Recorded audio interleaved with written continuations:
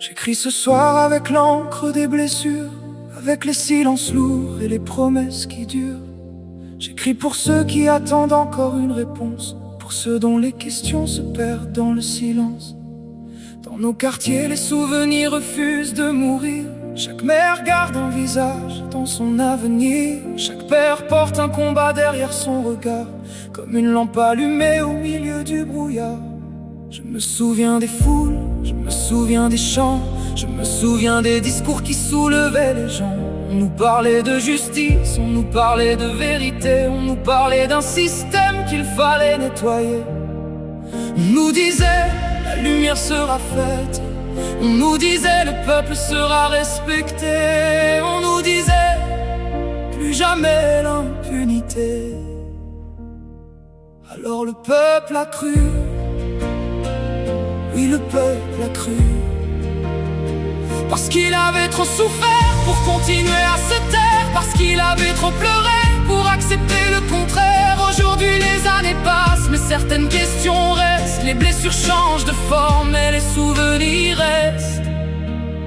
Je pense à Maria Massagna, dont le nom traverse encore le temps.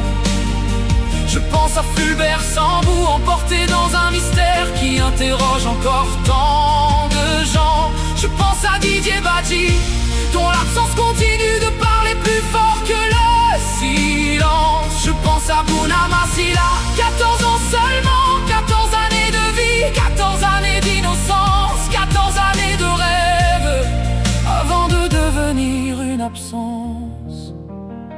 Je pense à tous ces jeunes tombés, à tous ces visages que leur famille refuse d'oublier, à ceux dont les photos veillent dans les salons, à ceux dont les noms résonnent encore dans les conversations. Je pense aux mères qui attendent, je pense aux pères qui espèrent, je pense aux familles qui continuent de chercher, pendant que les années poursuivent leur marche sans s'arrêter.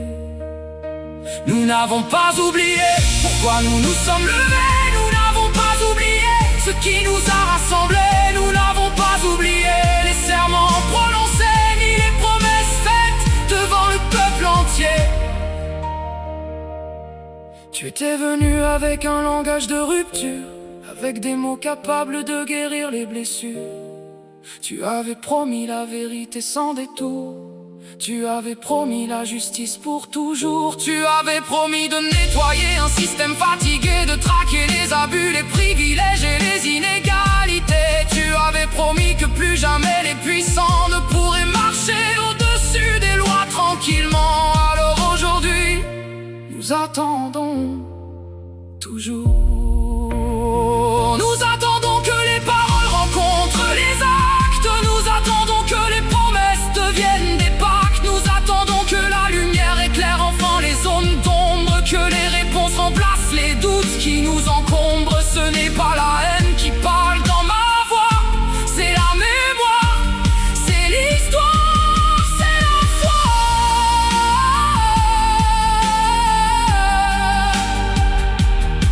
La foi d'un peuple qui a choisi d'espérer, la foi d'un peuple qui a décidé de marcher, la foi d'un peuple qui refuse d'abandonner, parce qu'une promesse donnée doit être honorée. Tant qu'il restera des questions sans réponse, tant qu'il restera des familles dans l'attente et le silence, tant qu'il restera des blessures au fond des cœurs, nous continuerons d'attendre.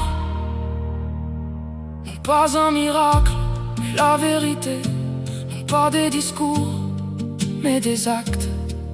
Car le peuple n'a pas seulement donné sa voix, il a donné sa confiance, il a confié ses morts, il a confié ses blessures, il a confié ses espoirs, il a confié sa mémoire et la confiance d'un peuple lorsqu'elle est portée jusqu'au sommet du pouvoir. Mais pas un cadeau, c'est une responsabilité, une dette morale envers l'histoire. Et l'histoire, elle peut être patiente, mais elle n'oublie jamais.